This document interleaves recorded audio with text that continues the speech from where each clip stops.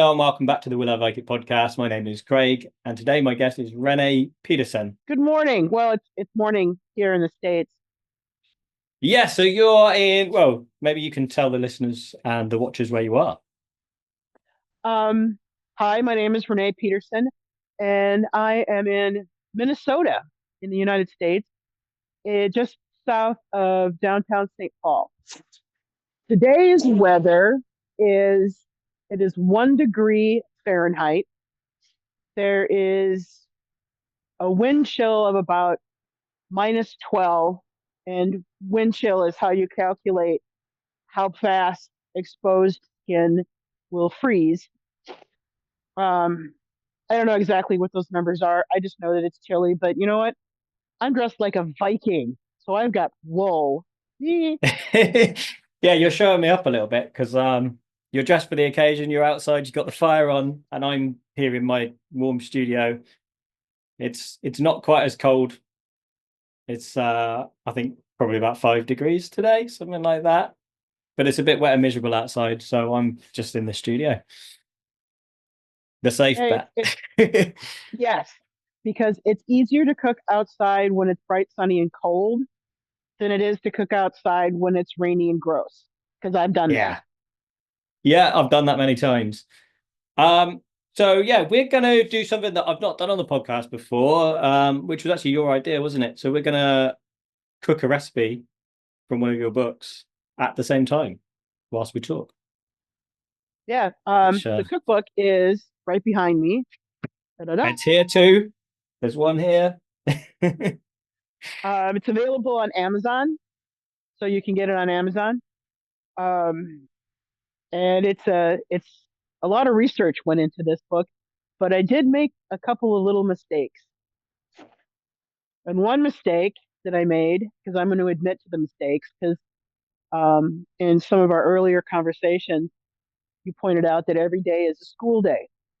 Yes, So certainly is. every day is a school day. Yeah. And I put rutabagas or Swedes in my cookbook when they're not actually period correct for the Viking era. So I I just want to think say, are yep, they I think they're 17th century, are they not? Or is it 16th? yep, I forget. Yeah. 17th Yeah. century. And I 17th. do believe French, maybe Belgium. I can't remember. Once I figured out that they were not period correct for us, um, I looked at that and went, "Huh, all right, Is I that guess I don't need that anymore." I could be completely wrong here, and I'm going out on a limb a little bit here, but the obvious thing for me is so in England we call that a Swede. Yeah, here in the Presumably they're states, from Sweden. I don't know. Most people have no idea what to do with a rutabaga or a turnip or even really a radish. So, They originated in Sweden in the 17th century. They're a hybrid between a cabbage and a turnip. oh, So they are Swedish. As fantastic. I thought, I said it seemed almost too obvious to say, are they not from Sweden? But as you call them rutabaga, you might not have known that that's what we call them. Um, and even here, people get them mixed up with turnips quite a lot. I had to take the bacon off because we're making bacon walnut stew. And if you're following along at home, Page 29 from the Modern Urban Viking Cookbook, or Cooking, sorry, Cooking. it's really quite tasty. We will certainly give it a go. So I am gonna, whilst we are talking, obviously you're dealing with your pot and I'll deal with my pot. I'm gonna follow your recipe. We can talk a bit about it as we go. Um, so I need to start browning some bacon according to this. And some of my ingredients are a bit different to what's in the book, but maybe I'll address that as I come to them because there were certain things I couldn't get hold of.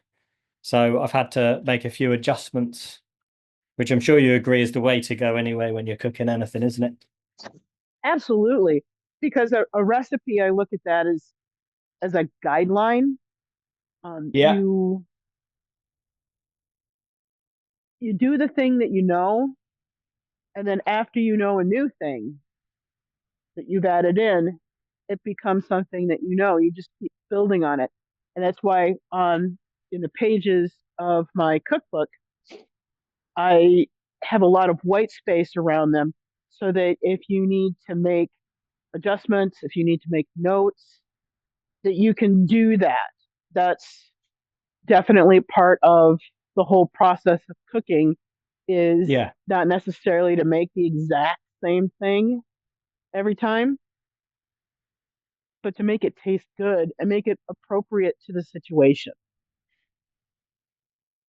So whilst I'm putting my bacon on, I guess a good place to start maybe is, shall we start with actually your experience, your past experience? 'Cause I know you've done reenactment for quite a few years now, haven't you? Yes, every time I look down, I'm looking at the fire and judging about how much wood I should be adding. Yeah, But likewise, every time I'm looking sideways, I'm looking at my laptop so I can see you rather than looking at my camera, in case anyone's wondering. So we're doing our yeah, I'm not. best. Yep. Um, I started doing living history in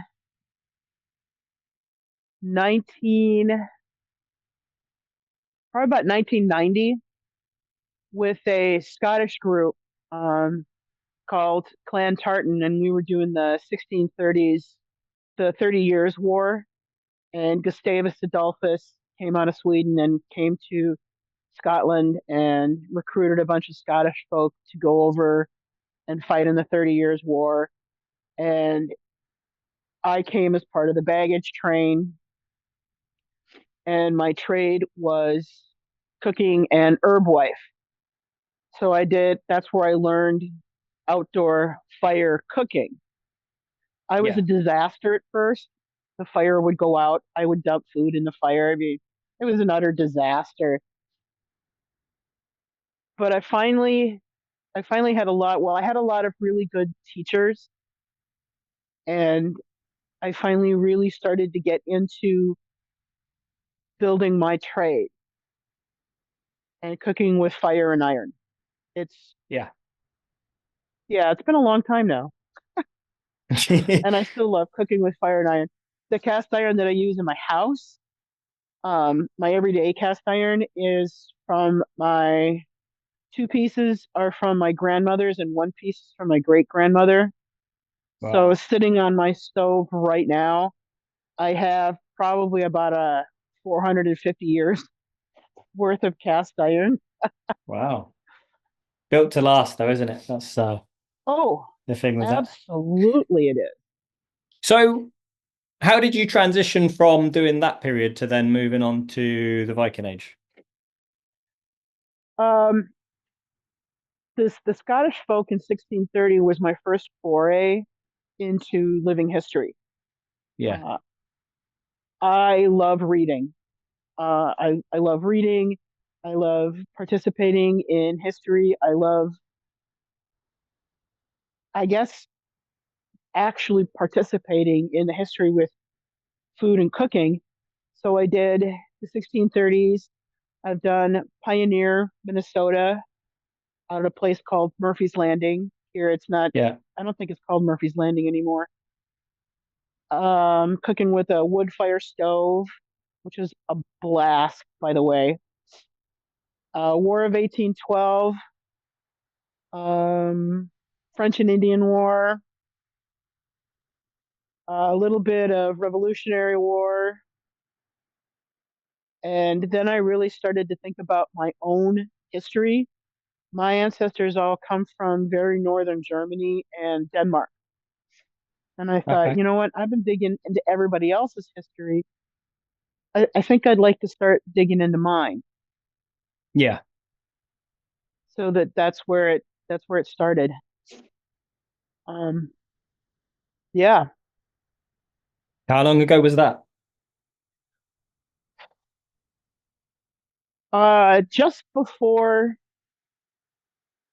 Just before all the disaster of plague, Oh my yeah. husband and I had gone out to the Swedish Institute, the American Swedish Institute in Minneapolis, and they had this Vikings display that had come from one of the museums. I think I think the one of the big ones in Denmark came over on a tour, and so we went to see this exhibit, and we were sitting in the museum cafe, and I'm an eavesdropper. It's deeply entertaining. You should try it sometime. I'm an eavesdropper, and so there was these two people having a conversation about wanting to start a Viking Age living history group. And the thing that I keyed on was living history. So I said, all right. I turned to Chris and I said, shh, listen. Chris is the husband, by the way. I said, shh, listen. And all of a sudden, both of us are just rabbit ears paying attention to Yeah. these two guys having this conversation about living history. And I couldn't contain myself any longer because I thought I was going to explode. I was so excited. And I come up and I say, "Hey, hi, my name is Renee, and this is Chris, and we would like to participate in your Viking Age living history." So that's where it started, and I took 30 years worth of cooking with fire, and I just brought it a little further back in time. Nice. How's your bacon coming? It's steaming away at the moment. So I've used, I don't know where how this compares to what you've got. So this is what we would call a lardon. Yep. So they're like pre-cut cubes of bacon. So yeah, they're just Uh, steaming away. for well, bacon comes in quite a different wide variety of stuff. It used to be called salt junk. It was basically salted pork belly or maybe pork shoulder, and it was it was edible, but you had to do a lot of stuff to it initially because it was pork packed in salt until it was rock hard with salt, sitting in Yeah. a salt brine. You would snag out a piece of it out of the barrel of the crock, and if you wanted to have that for a meal the next day, you would have to take it out the night before and let it soak. Anyway, with the salt junk, you'd Yeah. boil it, and then you'd take it out of the water with a fork or a tool like this I that have has something the similar. Just here, look. yeah. Oh Mine's got yeah. three prongs on mine though. Not to Yes. boast. Yes. Oh, you've got two more prongs than me. Actually, I do have one with one. There you go. That on. Yeah. It's a bit hairy, that one. I'm not going to use that one. Yeah. So while you are, if you want to ask another question, I have to turn away from the camera because my bacon is done and I have to cut it. Oh, you know Okay. what? I'm going to go on the other side of the table. There you go. Alrighty. I've just realized from reading ahead of your recipe that my barley should already have been cooked. So I'm going to have Ah, to change up how I do your recipe slightly. So we're going to do it in a slightly different order, I think. you know what? That works for me. I think that one of the things I'd like to address, and I'll just do it now. Uh, when you look at historic cooking, you're looking at a diet that is predominantly vegetarian and Yeah. not necessarily because the ancestors thought that vegetarianism was a healthy way to do things, but because it was a cheap way to do things. Because when you look at it and you go to the grocery, how much does a cartload of animal product cost as opposed to a cartload of vegetable product? Yeah. I mean, so the other point about them being largely vegetarian isn't so much about the cost either. It's because your animals are too important. You're using them for the dairy and the wool, and they have purpose. So to actually Yeah. slaughter an animal is costly in that respect because you need them for other things. So you're not going to necessarily be killing a goat or a sheep every week. Oh no. I mean, the only animal that has a single use on a farm would be the pig, because you don't necessarily hook up a pig to a cart. You don't shear pigs. Ah, now my hands are cold. You don't shear pigs. The only thing that pigs do is they give you baby pigs. And you But don't milk a chickens, pig, as we've discovered in the no. past. Yes, not milking a pig.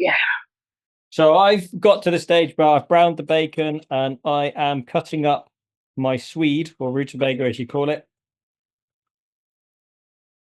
Because also we can't get turnips at the moment.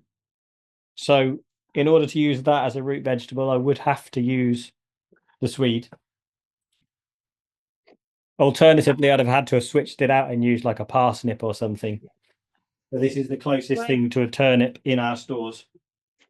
I couldn't get, they were, some of the stores around here do carry that stuff, but I wasn't able to get any turnips for today. So it's just the onion and the bacon. Yeah, so I'm going to go slightly off the recipe, make a version of it. Ah, then I guess we're all going off piece just a little. Just a little, because there's a few things. So I couldn't get the dried cherries or the oat groats. So I've used barley instead of the oat groats. I couldn't get fresh sage, so I've got some dried sage, which came from my garden. There's no spruce tips around here. Other than that, it's the same. I might add, because I need to cook the barley in the same pot. I'll probably add some stock to it as well whilst it's cooking with the beer. Yes, never underestimate the power of beer. So while you're getting that going, I'm going to talk a little bit about grain. The Okay. grains that the Iron Age Scandinavian folk would be using would be a lot of barley, oats, rye, and a little bit of wheat.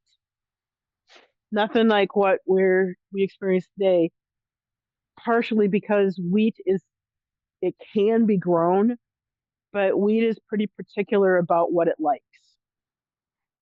And sorry, I'm a little, it's cold out here. Wheat is pretty particular about what it likes as far as growing season. And that's not something that's really all that prevalent north of Denmark. So wheat is Yeah. kind of an import item. There's also millet that has shown up in the archaeological record, and that is a lovely, lovely grain. Today I am using whole oat groats. A lot of times the grains that folks are using are whole grains. I don't know if you've ever ground grain. Grinding grain is a lot of work. Whether you're using a stone Yeah. quern and you're cranking it, Yeah. or whether you're doing just a stone and a trough and you're doing this. It's a lot of work to to do the daily grind. It's a lot of work. Yeah. Whole grain is so much easier to work with in that respect. So a lot of times you have whole grain usage. There are cooked there's evidence for having grains that Hold on. Your camera's gone off. Can you hear me? We have lost Renee. Well, guys, it is just me at the moment. Can't get hold of Renee. So who knows what's going to happen. But I'm going to carry on cooking. Hopefully, whatever the problem is, she'll resolve it and join me again. So I've got to a point where I have bacon. I have going to say rutabaga then. It's getting in my head. I have swede. I have bacon. I have leek. And that's just going to cook for a bit. I'm going to add some barley, some walnuts, sage, cream, bit of Guinness, because it says beer, doesn't specify. Yeah. Kind of weird having a one-sided conversation. So hopefully Renee will be back very soon. Okay, so apparently her phone literally froze. So she's thawing it out as we speak. So I will carry on cooking. We'll probably cut forward a little bit in a while. Okay, so the next step in the recipe, I'm supposed to get some fresh sage and spruce tips. Now, as I mentioned already, I don't have spruce tips, but I do have dried sage, which does come from my garden. So, smells delicious. Let's just pop a bunch of that in. Now, I was supposed to add some dried cherries. I don't have dried cherries, but there are walnuts, so I will add some walnuts, which I have in my pot here. Might recognize this pot from when I cooked with my mate Paul. We tried to make brunost. I should probably chop these a bit first, shouldn't I? This is quite a fancy, I guess, high status thing. What would it be in walnuts? I don't know how Renee would say that. I guess because it's the modern Viking cookbook, that's irrelevant. It's about the ingredients that were available at the time rather than authentic recipes. Don't know. I'll ask Renee when she comes back. The studio smells really aromatic at the minute. There's lots of sage and bacony smells. Getting quite hungry. All right. Yeah. I got it warmed up. Yeah, we've got to finish recording before it freezes again. Yes. All right. So you're back. I've kind of been chatting on and off anyway. So I've got to a point now where everything bar the cream is in my pot. So it's just simmering away. I think it's probably got about another 10 minutes to cook the barley. And then I'm good to eat. How about you? All right. Where are you at? Well, some of my ingredients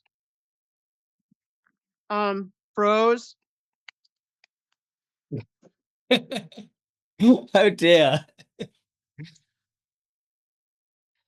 It is cold out here. It's cold enough for a phone to freeze. It's cold Yeah. enough for green onions to I once recorded it was a New Year's Eve event during lockdown for a storyteller, and they cut to various people throughout the evening, and I was one of them, and I did mine from the fireside, and it was I think -6 Celsius. So I was huddled around the fire. They kept checking in, thinking I was going to die or something, but it was fine. Yeah, I'm fine because I've got a lot of wool on. So my stew is just about done. I need to doctor it a little Okay. bit. Yeah. And my magic go-to for fixing stuff is chicken stock. Okay. Yeah. I can't bring out the liquid chicken stock because it freezes pretty fast. Sure. My pitcher of water and my water cup is solid now. So I'm using Wow. powdered chicken stock. So I've actually, whilst you were gone, I added some beef stock, but I used a stock cube rather than a powder. So I've also cheated. And I just had to break the ice on my pitcher of water so I could add more water. So it's cold. All right. So I'm wondering if your recipe states beer. So I just wonder what kind of beer have you gone for? Um, I was doing a little research into the beer, and as it turns out, that whole hops thing that we're really used to is not really a thing in the Viking time period. So the beer that they would have been using is more like what we would call ale, and Yeah. it would be a thicker brew than what we're used to. Sorry, my pot is boiling. I just love that So, sound. so what did you use for your stew today? For my stew today, I used Yeah. since I have celiac, I used a Midway lager Okay. from Burning Brothers Brewing. I don't know that one. No, it's a local No. brewer here because I have Okay. celiac and Okay. getting appropriate beer has been a challenge. So Sure. Yeah. it's a gluten-free lager, but it's as close to the ale as I can get. Okay. Yeah. That makes sense. I've used what was in the fridge, which is Guinness. Because as we said before, we're using what we've got, right? Which is Yep. typical of the time as well as modern convenience. So yeah, I've got a Guinness in mine. Well, that's good too. Yeah. And I ran out of cherries, so I put dried blueberries as well. Okay. So yeah, I'm lacking the cherries in my version. So a little bit, you need a little bit of the acid. So a splash of cider vinegar would be fantastic to help I could do that, get, yep, a splash of cider vinegar. I believe, if I get the right one. One of these containers has washing up liquid. One of them has vinegar. Let's play the guessing game. I'd try the nose game. Yeah, it's vinegar. So just a And just a splash. little splash. Okay. Yeah. So I've gone for just to catch you up where I'm at. So we've got the bacon, walnuts, uh, the rutabaga or swede as we call it. I've got a leek. I've got barley, sage, but dried rather than fresh, and Guinness. And then I'm going to add some cream as well very soon. Oh, and then there's the vinegar. I think that's everything. And then I do have some wild garlic salt, which I'm gonna season with when it's done as well. Absolutely. Now I've got a little bit of mine here. I'm Yeah. gonna give it a quick taste. Oh, that's really good. One thing we haven't talked about, and I want to make sure we get to before your camera freezes again. So the modern, the modern Urban Viking cooking book. I guess the best place to start would be is to where did the idea originate from? What made you want to write a cookbook? Well, I didn't find any recipes. I didn't find any places to start cooking. Because when I was doing the stuff for 1630s, I had a basis for comparison. You know, they had all those cookery books and Yeah. all that information from the time period, but I didn't have anything for the Viking era, and I started doing some research, and I found that there isn't a lot of written stuff that exists. Not to say that it doesn't or that it didn't exist. It's that it doesn't survive. And I'm sure people had, you know, Auntie Muriel's fantastic salty bread, crispy snacks. But if it was written down on maybe a piece of paper, maybe it was written down on birch bark, it's, I personally don't think that they would have written recipes down because you're using the ingredients that are available to you at the yeah, time. A recipe exactly. involves you going out to get certain things. So my opinion is that they didn't have written recipes other than for the kind of medicinal stuff like the Saxon leechdoms. I don't think there would be much point to a cookbook. You might have a shared knowledge. So you talk about auntie's recipe or for whatever. There might have been a family recipe, but it would have Mhm. been like a verbally shared knowledge, I think, Yeah. rather than a physical thing. I think that's why we don't have anything.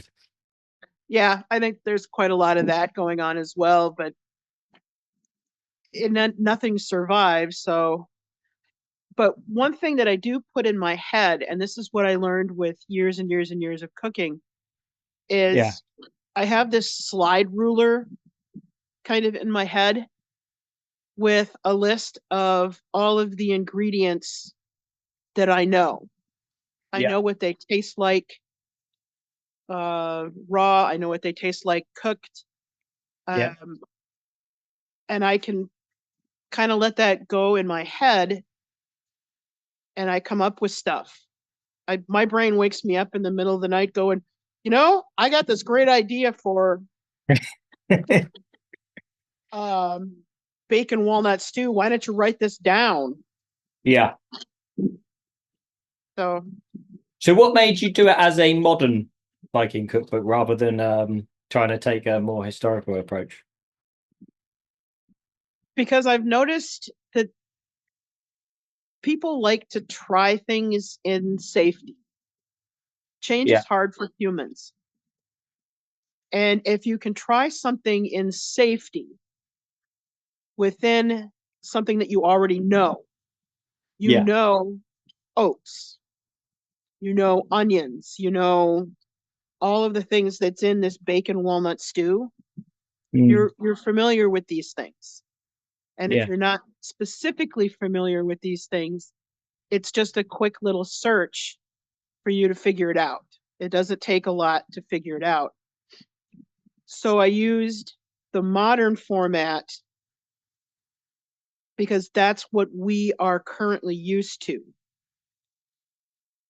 We're used to having a list of ingredients and how much of your ingredients, and then we're used to having step-by-step directions.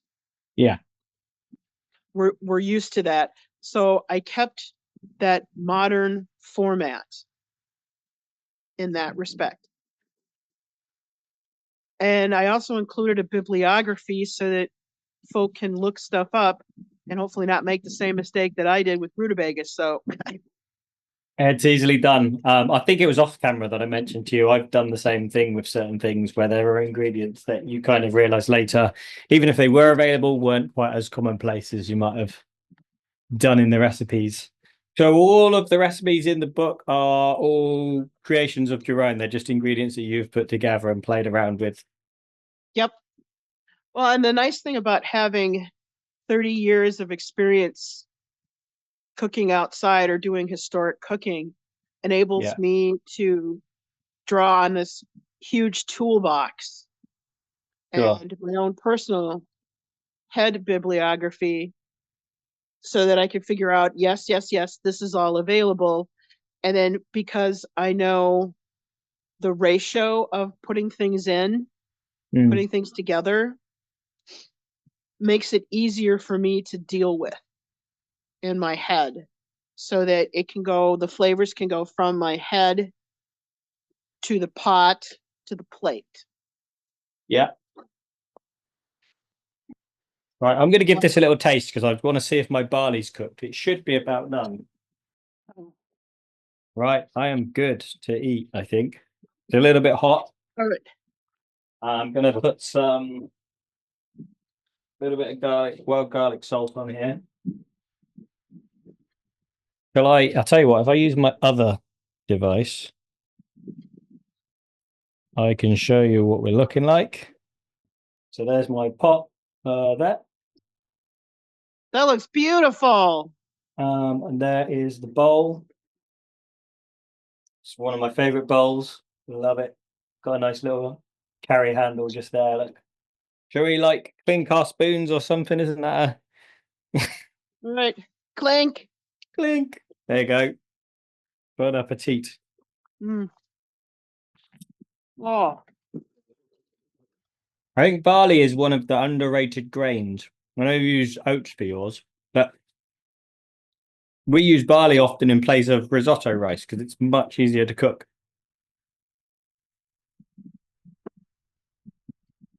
Mm. it'd be nice if my water Good. cup didn't continually freeze. The joys of filming outside, eh? Yep. And I have to have a bib on because I don't want to get ick all over my clothes. Sure. Mm. That's delicious. Yep.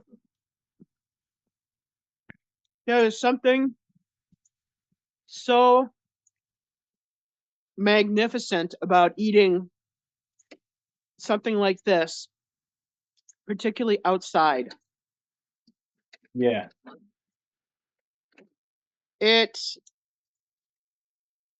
I was starting to get a little chilly again, Mm. and now I'm not. I mean, even my toes are warming up, and I think that as modern folk, and we're used to all of our air conditioning and HVAC and heating and everything else, I think one of the things that we're missing in our, I'm going to say diet, Yeah. I think we're missing vitamin love in our diet. Because if I were to serve this to a guest in my home after they've come in from the cold, Mm. how could you not feel that you were loved? Yeah. So what would you do differently next time you make this? I mean, there's nothing that I've done here that I couldn't do within a reenactment setting as well. I'd perhaps, if I was going to do that, I'd probably swap the walnuts for maybe a hazelnut. Mainly thinking along the lines of status. Walnuts are probably an expensive thing, so I'd probably swap out for hazelnut, cob nut, something like that. But other than that, I think it's pretty good. Yeah. Oh, I and of just got, course, I'd use a turnip instead of a rutabaga. But yep, definitely a turnip. if I was trying to make it authentic, yeah. But overall, it's very good. So it is so cold out here that my dogs are outside. I have labs, and they've decided that it's too cold to be in the snow. Oh, your camera's just turned. No, you've gone. Can you hear me? Oh, are you back? Yep, I've decided to stop fighting the weather. Probably sensible. Yeah. So I've made myself a hot buttered rum. My phone is in the warm. I am in the warm. So let us continue. Yeah. I think where we got to, we were talking about where the recipes came from, but I know you're working on some future books as well. So I don't know whether you want to tell people about what you're currently working on. I'm currently working on a new book called, and I'm thinking that because this is a working title, called Asgard's Street Eats. So focusing a lot on stuff that would be street food. So I had to start digging into more of the material culture. And I came up with people would be using wood bowls and ceramic bowls. And my husband turns wood bowls and I make ceramic bowls as well as ceramic cookware and kitchen stuff. Yeah. So, in looking at the material culture, you can buy a bowl of stew, eat it, and then leave the bowl. Or if you're using a really, really thick stew and you've got bread, some of that, and I'm going to do this hardtack. Have you seen Tasting History? Yeah, I have. I've had Max on here actually. I didn't see that. Oh, that's awesome. So he was episode 29. What are we on? We're on about 72, I think this one will be. So it's quite Ooh, some time ago. 72. August 23. So about 18 months ago, I guess. Cool. Yes, number 20, episode 29, if you want to find it. I Um, am super impressed, very excited because I know you've had Dan Sarah, right? Dan's been on as well, yeah. Yeah. I met Dan years ago in Norway. So I'm on the same podcast as Daniel Sarah and Max Miller. So I'm excited. The only thing I'd be missing now is Jazz Townsend. So are you familiar with those guys? Vaguely, yeah. Yeah, Townsend's. They do much, much later. Hmm. It's more late 17th up to early 19th century. Hmm. But there's a lot of good ideas there. You just have to be careful about some of your tools and some of your ingredients. Sure. So, like I say, the new cookbook is about street food because the new book that a newish, I picked up that Unearthing Hedeby book, and I really started looking through that, and I thought, you know, Hedeby would have had a summer population and a winter population, much like a lot of tourist places do today. So you would have your year-round population that would have cooking facilities in their homes, or they would know where to get food. But then you're going to have all of these people showing up during shipping season or raiding season, or whatever season you want to call it. What are these people going to eat? You've got people coming in from the land side bringing things to market, and then you've got Yeah. people coming in from the sea. What are they going to eat? Street food is what they're going to eat. They're going to eat stuff on sticks. They're going to eat stuff wrapped up in flatbreads. They're going to eat stuff that's inside of bread, like bread bowl soup. I don't know if you've Yeah. ever had that, but that's what they're going to be doing. They're going to be eating those things, and they're going to be using the disposable plates, or not plates, but disposable bowls of the time period, which would have been wood or ceramic.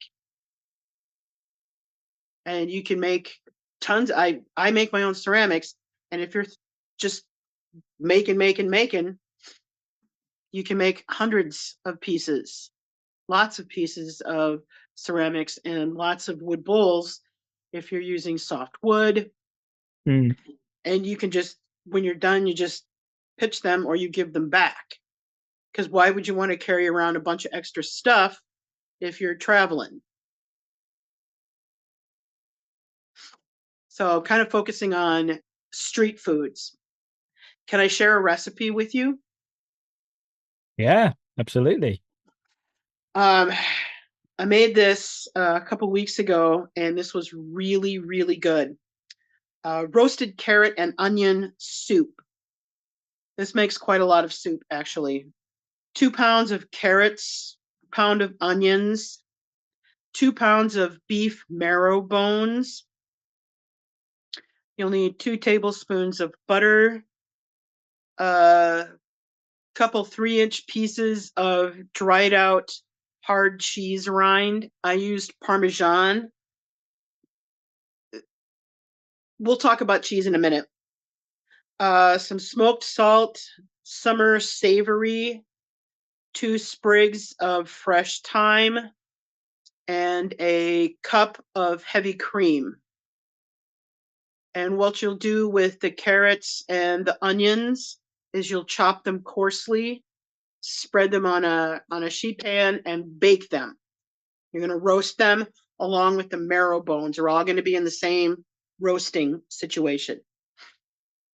When the vegetables are done, you're going to take them out and you're going to put them into a stock pot with the marrow from the beef marrow bones, the cheese rind, the salt, the savory, and I forgot to add into this one, and I'll have to write that down, 2 cups of beef stock or chicken stock. And you let that simmer for a little while, the whole thing. Once it's been cooking for probably 15, 20 minutes, you're going to take out the beef marrow bones because they will all be empty now. And you're going to take out the sprigs of fresh thyme, and then you're going to mash everything up until it's nice and smooth. And that's when you add the cream. It's fantastic. Absolutely fantastic. Using up those cheese rinds. Just brilliant. Sounds good. Oh my God, it was fantastic. No, I'm still swallowing. That's why I'm being quiet. I'm still eating the stew. Have you ever had hot buttered rum? No. Okay, it's not a period correct thing for Vikings. But in the bottom of a mug, you're going to put either honey or raw cane sugar. Yeah. A pat of butter, like a half a tablespoon or something of butter. You're going to put a little bit of nutmeg and a stick of cinnamon, and you're going to pour in about, I would say, I like mine pretty rummy. So I poured in 2 ounces of rum, and then you'll fill up the rest of the mug with boiling hot water. And it melts the butter and it melts the sugar, and you've got nutmeg and cinnamon. And if you're cold, it warms you all the way up to the bottoms of your feet. It's fantastic. Which is why you've got a big mug of it having come in from the freezing temperatures outside. Yeah, it's really cold, and I just got tired of my phone literally freezing. Yeah, I've heard of them overheating, but never freezing. That's a new one. Well, the temperature dropped. It is now -2 Fahrenheit. So it got colder. Just because the sun is up doesn't necessarily mean it's warmer out here. The big joke that we used to have is the name of the state that I live in is Minnesota, and we used to joke about this all the time, is calling it Minnesota, because we'd get so much snow. The snow that we have now is, we are a foot shy of what we're supposed to have. There's supposed to be a whole nother 12 inches of snow. Wow. But thanks to global warming, we don't get winters quite like we used to. Yeah, I mean, even here, I mean, it snowed here, but not enough to settle. But it last settled probably about 3 years ago. It just doesn't really do it much around this area. So I miss the snow. I know my daughter would love it to snow. Well, it is extremely fun to play in. It's extremely fun. And then you get a chance to wear all of your Viking kit. You know? I don't need an excuse. No. Well, in the summer here, it can be, this last summer in October, it was 93 Fahrenheit, which I think is about 37 Celsius. That would And be I'm warm cooking for over a here. fire. Yeah. So, We're yeah. lucky. It rarely would get over 30 around these parts. I mean, unless we're having a heat wave of some kind, then generally speaking, it's not going to be that high. Yeah, we have here in Minnesota, we can have roughly 120 degree spread between coldest and hottest. Mm. It's a big That's difference. Yeah. yes. Yes, it Yeah. is. So having the layers of Viking clothing, like my body while I was outside wearing my Viking stuff and my caftan and my hood, I was fine. Phone, however, not so much. So maybe for my phone, I'm gonna have to make a little Viking caftan and a little hood, and just so my phone doesn't freeze anymore. That could work. Whole new freezing of your phone term. Yeah. So something else I have show and tell here. I use this a lot. It's called the Flavor Bible. I have I don't have the latest edition. It's an older edition. But Yeah. I don't know if you have you ever seen this book? Never come across it now. Okay, deeply recommend. What it has, and I'll hold it up, is it gives you a listing of ingredients and things that go with that Oh, okay. ingredient. Yeah. So earlier when I was talking about, I have a slide rule in my head about ingredients that go together. Hmm. This book is what that slide, a printed version of my mental slide rule is.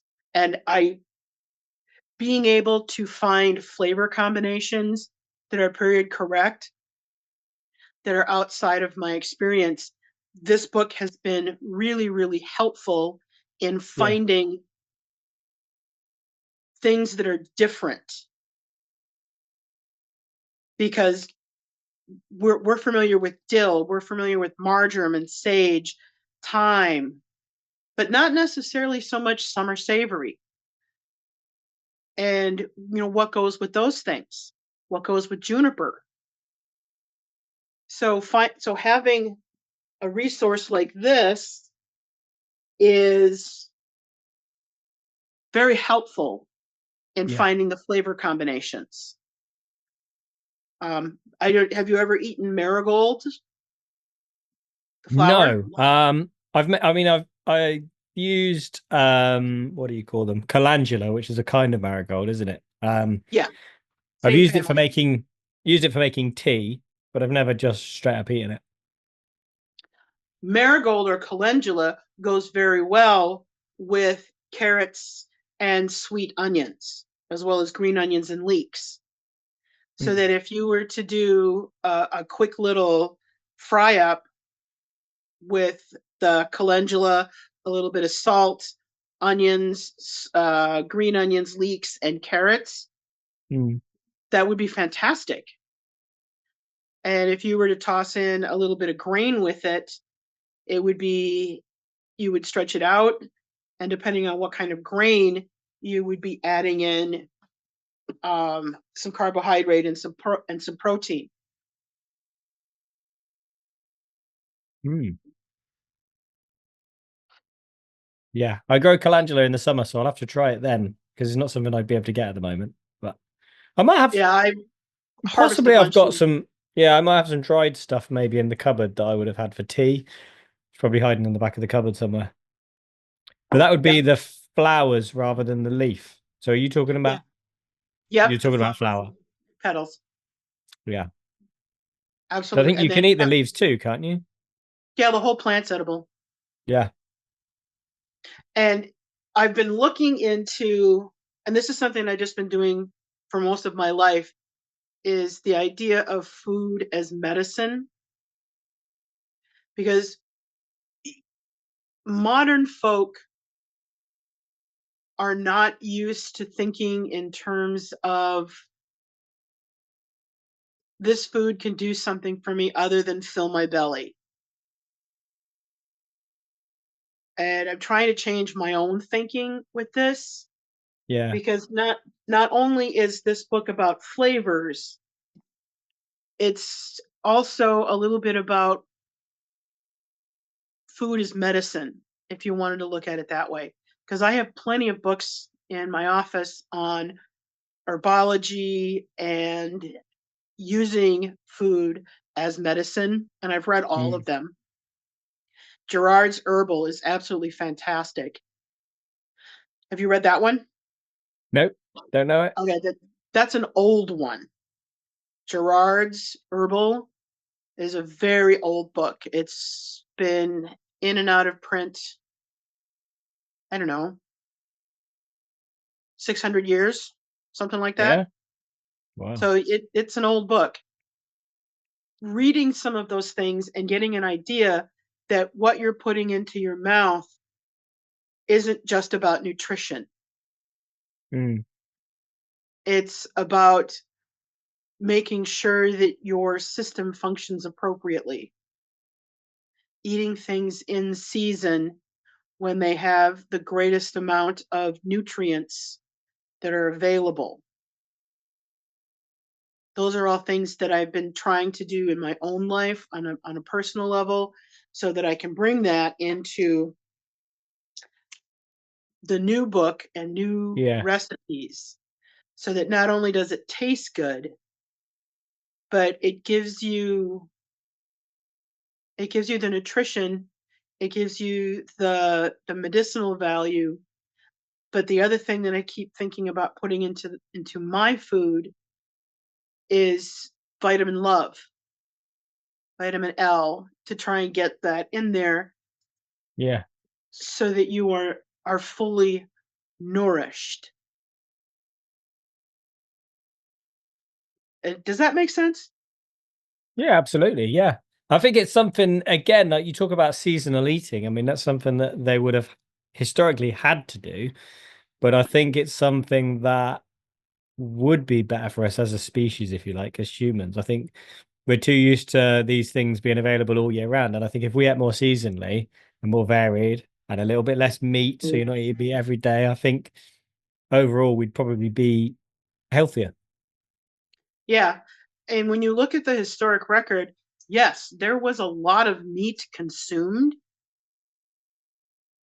but when you look at how many bones, and I'm just going to call it meat detritus, there Yeah. is, as opposed to plant detritus.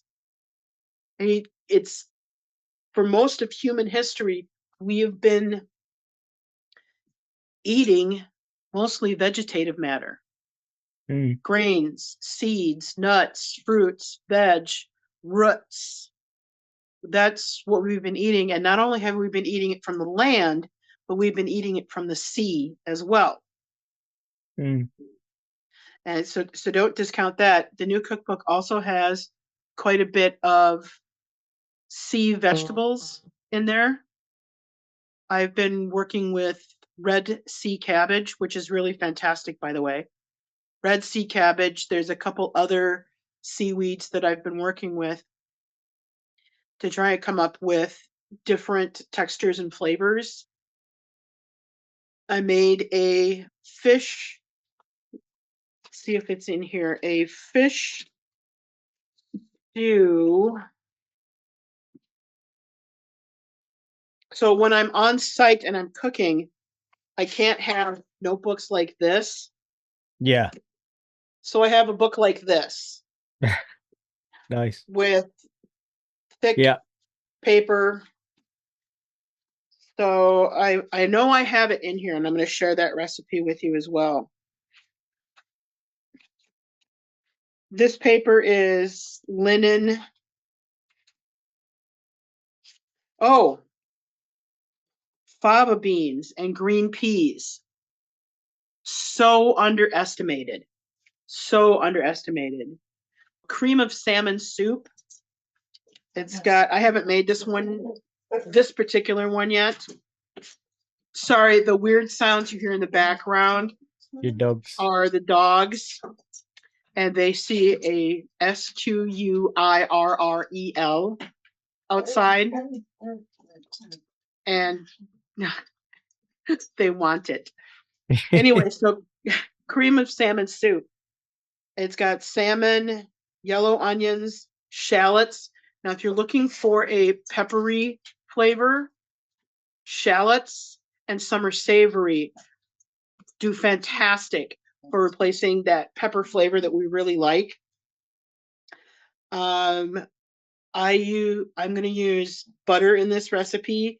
You need a splash of cider vinegar to balance out the fat and the acid so that it feels more appropriate in your mouth.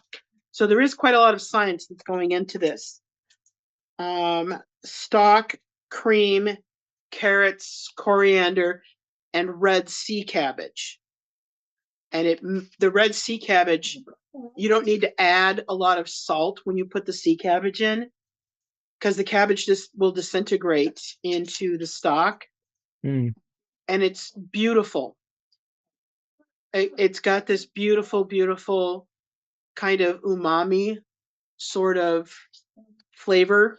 And I've been doing a lot of experimentation with fava beans and dried peas, like the field peas, not necessarily split peas. This is Raven. Yes, well, I'm not going to let you out. This is Raven. Yes, thank you for letting me know. Yes, okay, come on. Come on. There's my girl. They really want that squirrel. They really do. So anyway, yeah, fava beans and peas, and working with those things. I've been working with large fava beans as well as the small ones, and they have such different flavors and textures. And I think that we're underestimating and undervaluing all of those as modern folk doing this. Do you spend much time with fava beans or field peas? Not particularly. I think the nearest thing we'd probably do is a broad bean. Yeah, that's a broad bean, fava bean. Is that the same thing, is it? Yeah. We've used them, sometimes dry them out and grind them into like a meal to make into breads. Yes, yes. You can also do that with peas. The dried peas, you can grind those up.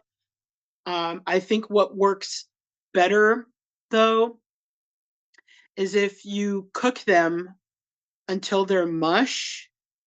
Yeah. And then make a bread from it. Yeah. Because I did an experiment. Oh my God. That had to be almost 15 years ago now. I made horse bread. Are you familiar with that? No. Okay. Horse bread was something that was made out of peas, beans, some herbs, and very coarsely ground grain, any grain, very coarsely ground. And it was mixed together and it was baked into these loaves that are about this big around, and they only rise about like that. And you want them twice baked so that they're hard, because what this horse bread was originally designed for is fodder. Because storing cakes like this is sometimes going to be a lot easier and more space efficient than storing a lot of animal fodder. Because you have to think about that in the fall when you're culling, which animals are you keeping for breeding purposes and which animals are you slaughtering? So thinking about that. So with the horse bread, You can eat it as a human. There's a lot of fiber in that. Just so you know, there's a lot of fiber in it. But once it's been completely dried out, Yeah. I left it in a paper bag and I put it up on the top shelf in the kitchen so that it wasn't getting anything special. It was just out of the way. It didn't mold. It sat there for 2 years and there was no mold. It got harder, but there Yeah. was I no mean, the lack of mold. moisture would stop the mold growth, wouldn't it? Yeah. Yeah. And I had to hit it with a hammer. I had to hit it with a hammer, and then let it sit in water for a little while to reconstitute. And while the flavor wasn't particularly great, Yeah. it was edible. I wonder if you could maybe boil it as part of like a thickener for a stew. Absolutely. Absolutely. That's exactly what that might have been made for. Or some Yeah. kind of bread pudding. Mm. I mean, when you think about things like lasagna, well, isn't lasagna just kind of a bunch of leftovers thrown together? Isn't it?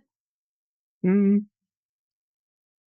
You I have think I try to leftover. think of, because there's a recipe in the Oldest English Cookbook, the form of curry that is often Which I cited as being lasagna,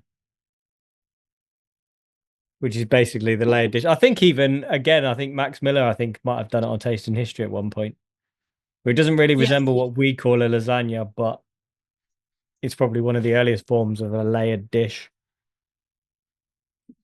and also in my current cookbook, Modern Urban Viking Cooking, um, I don't know about you, but one of the dishes that I just love is scallop potatoes, where you take potatoes and you slice them thin and you layer them in a dish with onions Mm. and ham, and you pour a cheesy cream sauce over it and you bake it. Yeah, So I did a Viking take on this, and I sliced up turnips paper thin, just paper thin, and I layered them with leeks and hard cheese, layer and pieces of ham, little pieces of ham all chopped up, so that the dish had layers and layers and layers in it. And then I made a cheesy chickeny stock yeah. cream sauce over it, and I baked it in the oven. And the turnips gave it an different dimension, entirely different flavor dimension that was, I think, made it even better. Mm. It was fantastic. So I guess don't be afraid of replacing potatoes with turnips. And did you know that anything you do to a potato, you can do to a radish? Did you know that? Never really thought about it, to be honest. Not Yeah. something I considered. I mean, yeah, very different flavor profile. Yep, but you can still cut those radishes up Yeah, into large chunks, throw them on a baking sheet with some salt and butter, and toss them in the oven. Just exactly the same way that you do with potatoes. You can mash them, you can bake them, you can boil them, you can fry them. Same thing for the turnips. So that's what modern urban Viking cooking is about, is taking some of those older, less used flavors and using them in a modern setting that we're mm. used to. So, unless you think there's anything particularly that we haven't mentioned yet, then I have some questions that I ask every guest, which I usually wrap up the episodes with. Let her rip. All right. So the first question is, do you think you could survive on a Viking Age diet? Yes, I do think I could. I think it wouldn't be easy at first, but since I have all of this experience with cooking and using these ingredients, I don't think it would be that much of a problem, particularly if I started in something like April or May. Yeah. So is there any food you'd miss on a Viking Age diet? I don't know that I would miss tomatoes and potatoes. Yeah. I would have to say tomatoes and potatoes because even though I worked in pizza places for years and years and years, I still love pizza. Yeah. I make homemade pizza every Friday night. That's what we do. Yeah. And then potatoes, Yeah. between potatoes and beer, it lets me know that the universe does in fact love us. And butter, and butter. Butter. We used to have butter in the Viking Age. Oh yes, but potatoes, butter, and beer, the universe actually does love us, and we are supposed to live with love and joy, not with strife and pain, because there's butter and because there's beer and potatoes. It started to sound very hobbity. Please don't let this body fool you. First of all, I did not attain the size eating trash. And secondly, I am Hobbit. I am Hobbit. I like my creature comforts Yeah. and my doggos. Yes, even though they're silly. Anyway, Okay, so the next question is, what's the weirdest thing in your kitchen? me. I would have to say it's me because all the stuff that's in my kitchen, when I'm looking at it right now. I have all these tools and I have all of these ingredients, but I don't think that any of them are really out of place because it's all really, really quite human. Yeah. So I think literally the weirdest thing in my kitchen would be me. All right. I'm interested by the next one is what's the worst food or drink you've ever eaten? Oh, the list is long because I like to experiment with stuff Yeah. and I might have a picture in my head of what it tastes like or what it will feel like in your mouth or how your experience of it will be. And sometimes it fails, not just casually. I made a version of the bacon walnut stew that had I don't even remember what the ingredient list was, but it was just different enough. Yeah. And it smelled really awesome. And I put it in my mouth and I went, blah, blah. Oh. It did not, that combination did not go. And I think that if there was a beverage actually, bubble tea. Are you familiar with that? I know of it. I've never had one.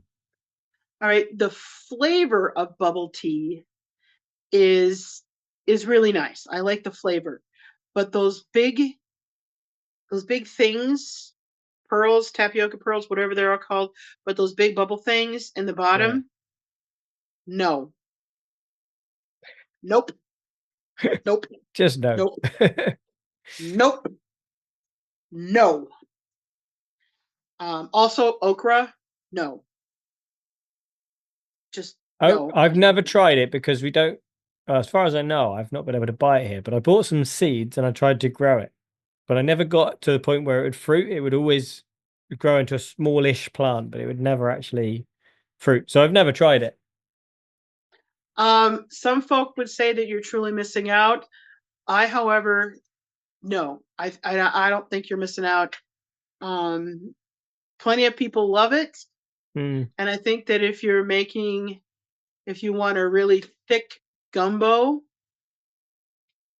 then having um, pulverized okra and your gumbo will make it nice and thick, and the Yeah. flavors will overpower easily the flavor of the okra. But it's kind of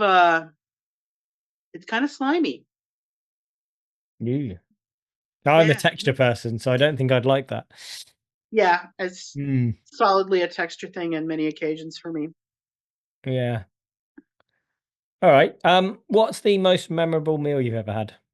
I'm gonna have to say, when I was in Iceland, I wanted to taste the flavors of Iceland. And so I went to the Icelandic bar. This is where I was told to go.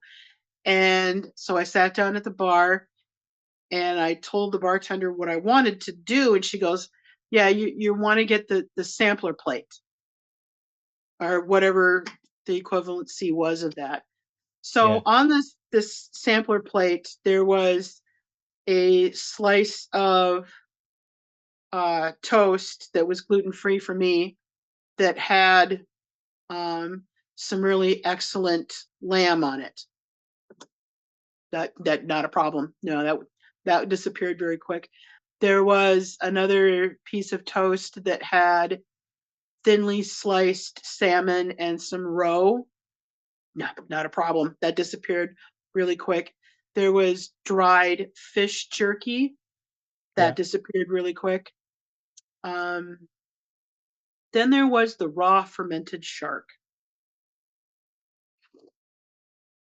Ah, all right, so it comes in this little jar. It's about like this tall and maybe about this big around, and it's one of those sealable flip top jars, and Mm, it's got 5 little white cubes in it, yeah. kind of off white cubes, and they're about the size of the end of your little finger. Yeah, we've In done this, them on the podcast a couple of times. oh, The taste of ammonia rises the more you chew it. all right. So they have these toothpicks there, and just as I was popping open the lid and gonna take a sniff, is when she told me not to take a sniff. But of course, by then it was too late. So I close the lid and I say, "Okay, I'm gonna need some aquavit with this." And she goes, "All right." So she pulls down the aquavit and she pours me a shot. And so I open it up and I take my little toothpick and I Yeah. stab it into that stuff, and I put it in my mouth and I chew it a couple of times and I swallow it, and then I have to rinse my whole being out with the aquavit. So not only was it a flavor and a texture thing, I mean, it just, the scent, everything about it was horrific. And then ensued a mighty battle, Craig. It was mighty. To keep that fish in there, it was a mighty battle. And the bartender goes, "So you're going to try any more?" And I said, "Yeah, I'm going to try another piece, but I'm going to need some more aquavit for this." And so she pulls down a couple more shot glasses and she lines up the shots of aquavit. And I figure, you got to really get a good idea about a food, you should have at least 2 bites. So on bite number 2, I chewed it a couple more times and swallowed it, and the aquavit had to rinse out my soul. It took 3 aquavits to rinse out my soul on that one. I'm So thinking yeah. about the price of alcohol in Iceland as well. Oh yeah. Woo. She was really impressed that I'd eaten 2 pieces, but that was all I could do. Yeah. And the battle was mighty to keep that fish in place. The battle was mighty. So I think that was a combination of most memorable and most vile. All right. So the last question. The premise is when you die, your family and friends are preparing your grave goods. What food and drink are you taking to the feast in Valhalla? Well, I wasn't really aware that Valhalla was going to be a potluck dinner. So I think if I'm going to go to Valhalla, I'm going to put my best foot forward And I think I'm going to bring ham and scallop potatoes. I'm probably also going to bring chocolate. I am going to bring a big jug of Burning Brothers Brewing Midway Lager, and I think some spicy bratwurst. I mean, that's just in Nice. case Valhalla is a potluck. It's not the Uh, longest list I've been given, but no, I don't know if you're familiar with this, but in Minnesota, we have something called hot dish. In many other parts of the world, it would probably be called casserole or hot pot, in yeah. which you combine, I would say, about 2 parts starch to 1 part meat, 1 part vegetable, and a cream sauce of some kind, usually topped with grated cheese so that you get a crispy cheese crust on that. So we call it hot dish here in Minnesota, and there's a lot of jokes about that. So just Google hot dish, and the jokes will practically write themselves. But if Valhalla was definitely going to be potluck, yeah, ham and scallop potatoes, um, spicy bratwurst, because I'm kind of thinking that the gods might like spicy bratwurst. Hmm. Maybe some Would andouille they? sausage. Yeah, actually, I could see Freya utterly demolishing a plate of andouille sausage with mashed sweet potatoes with maple syrup and smoked salt. Is the andouille, is that not the French sausage made from intestines? Um, it depending on where you get it, it can be, Yeah. but it is spicy sausage. It is usually it's spicy sweet. Because the one I've heard is terrible to eat. People don't Um, like it. uh, maybe I'm getting a different version over here, but Hmm. it's pork. It's mostly pork with a lot of paprika and some It sounds onions quite over it. different. I think the one I'm thinking of, it's like instead of meat, it's basically like more intestine stuffed inside an intestine, I think. Oh, It's that sounds wild. a bit more like tropey, I guess. Yeah, I've had tripe and I can't get past the texture. No, tripe's horrible. I used to make haggis when I was doing the Scottish stuff. I used to make haggis. Yeah, I made some haggis a couple of weeks ago. I was supposed to make a video from it, but I haven't had time to do it yet. How do we spell andouille? Andouille,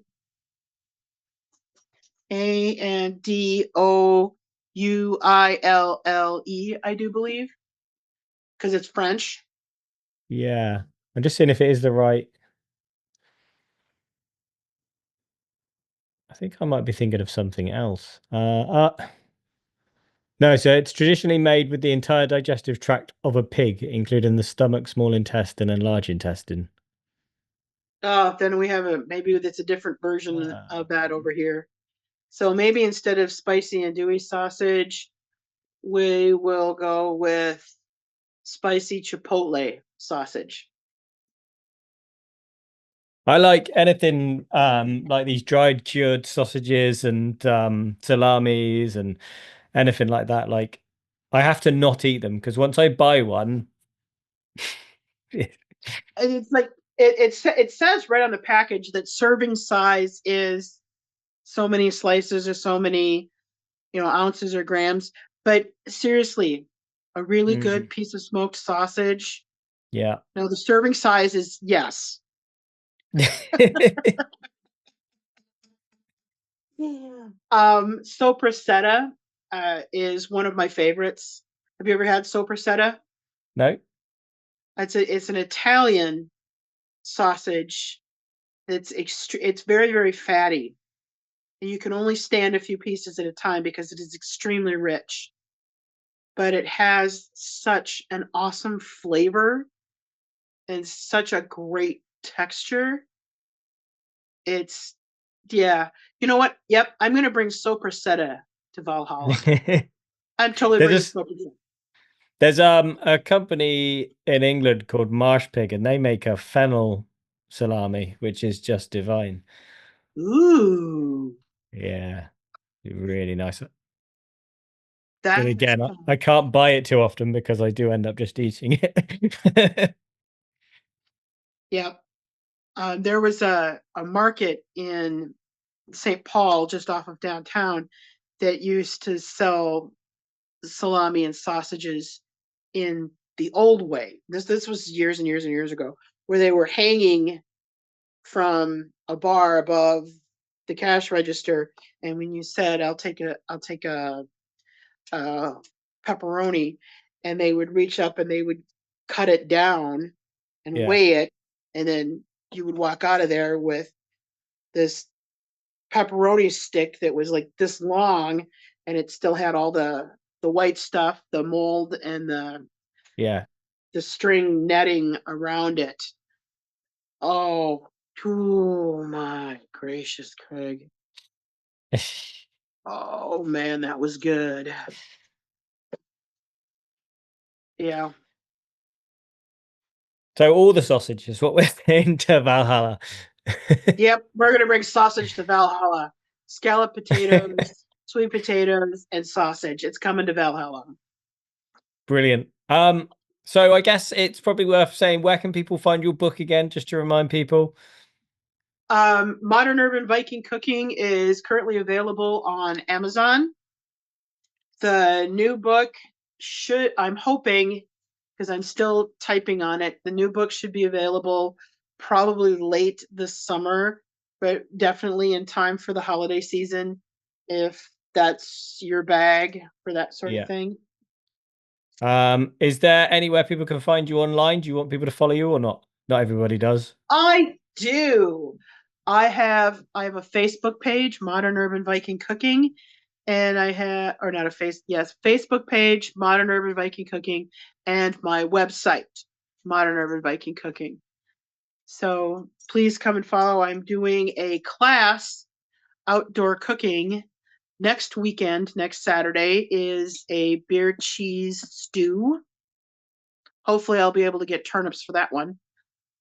Uh, then it's going to be in Minnesota, so I mean it'll be chilly next weekend, but next weekend is technically supposed to be 25 degrees outside, so literally almost from what it is right now, almost 30 degrees warmer.